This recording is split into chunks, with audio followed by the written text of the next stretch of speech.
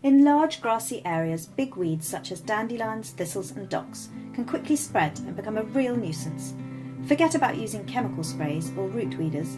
Using a Hatsnick speedweed, you can weed large grassy areas quickly and efficiently. Speedweed will slice through the weed below ground. Most weeds will be instantly killed off, and any regrowth will be weakened by mowing or another ruthless round of speed weeding. If you try to dig out the whole root over large areas, it takes precision, time and effort, even with a special root weeder. The roots easily snap or fragments are left behind, resulting in the same proportion of regrowth as chopping through the root.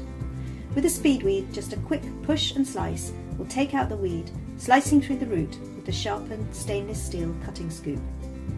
You can use the foot bar if extra force is needed.